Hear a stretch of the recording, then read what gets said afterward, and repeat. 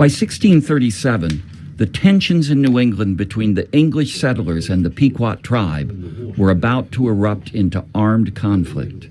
In May of that year, the Puritan leaders decided they must take bold action. The decision to attack the Pequots was predetermined and was well calculated. The English authorities in Plymouth and in Boston and in Connecticut intended to make an example of the Pequots. The attack was planned by the English to be a massacre. Well, we agreed. The English purposely sailed their ships by Pequot country to let the Pequots think that they were sailing away. The English secretly landed in territory controlled by the Narragansett tribe, then marched overland toward Pequot country. Along the way, they picked up several hundred native allies from the Narragansett and Mohegan tribes. It's surprising that you have Indians who will ally with the English against other Indian groups. That's one thing that people often don't know about these conflicts. We think that it's Indians pitted against Europeans, but it's much more complicated than that. The Pequot relationship with the neighboring tribes is very complex. Some tribes they were at war with, some they were allied with, some they subjugated. Prior to the attack on the Pequots, the leader of the Narragansett forces had told them that he would like for them to spare the women and children as Indian people usually did in their warfare. The English obviously agreed to this, or they wouldn't have gotten the participation of the Narragansetts and Mohegans. Traditional native warfare was very different than what you see in the Pequot War. Indian people, Mohegan Indian people, Narragansett people, none of them had any idea what they were getting into. May 26, 1637. In almost complete darkness, just before dawn, the English forces and their native allies, commanded by John Underhill and John Mason, quietly prepared to attack the Pequot fort at Mystic. Inside, hundreds of men, women, and children lay sleeping, about 1/3 of the entire Pequot tribe. You had a circular palisade, a wall that was built by tree stumps laid in a circle and pointing upwards and sharpened at the top. And that had 2 entrances at each side of the circle where the walls kind of overlapped each other, and there'd be just a space, wide enough for a person to get through. The English troops rose and they commended themselves to God. And then they moved toward this palisaded fort.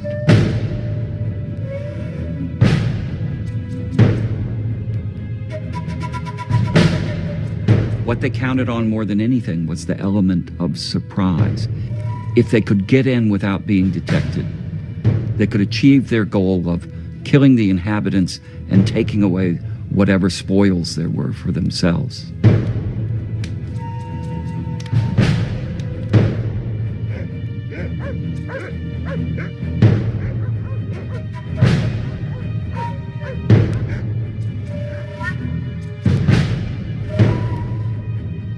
Mason divided the forces up, and they went to the 2 entrances, and they found that the Indians had covered them with brush.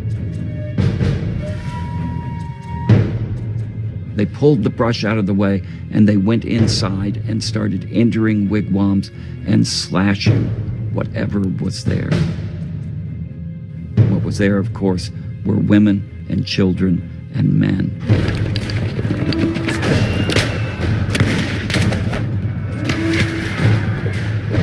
They met with very stiff resistance from the Pequot warriors.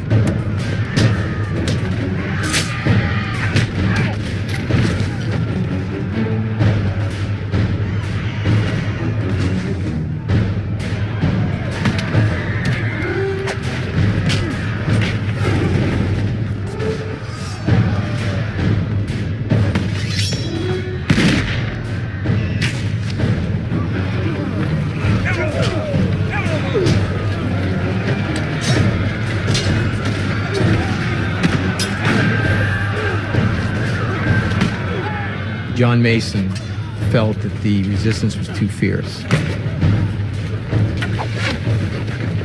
and he realized that they could not kill everybody by hand-to-hand fighting. So he ran inside, he got a torch out of one of the fires, and he came out and he yelled, "We must burn them."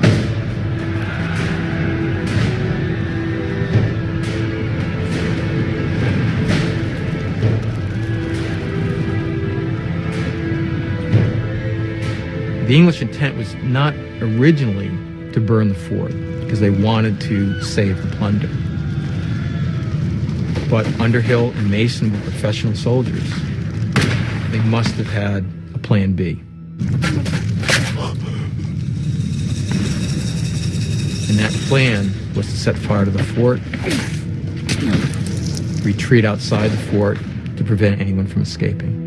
The Englishmen ran outside, and the Indians had a choice to make. Stay and die a death under fire, or try to get out.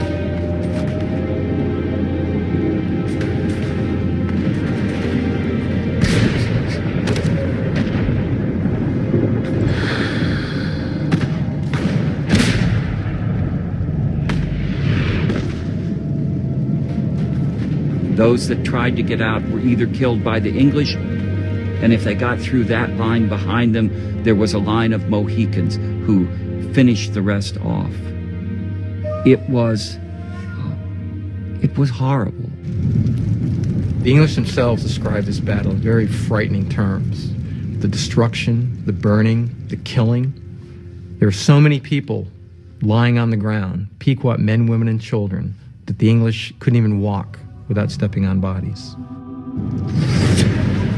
The scene was so shocking that even some of the English began to ask if, as Christians, they ought to show some mercy.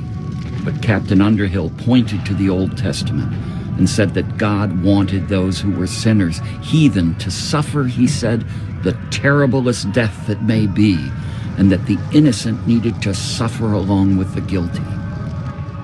And smoke.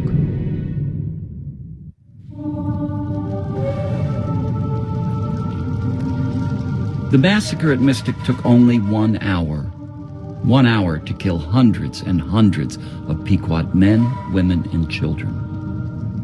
But it was far from over, as tribe members who were living nearby were about to find out. After the massacre, the other Pequot villages attempted to come to their rescue. They saw the smoke, and they immediately started to come towards the fort to see what had happened, because they knew their women and children were there. But they were too late. It was overwhelming for them. You have to understand that this is a moment for the Native people that was beyond their comprehension. They never fought wars to wipe out another group. Within a few weeks after the Mystic Massacre, the English began a systematic attempt to hunt down all the surviving Pequots. They wanted to eliminate Pequot leadership. They wanted to make sure that the Pequots would never again come together and be a threat to them. John Mason summed up the aftermath of the Mystic Massacre in this way: "Thus did the Lord scatter his enemies with his strong arm. The Pequots now became a prey to all Indians. Happy were they that could bring in their heads to the English, of which there came almost daily to Windsor or Hartford.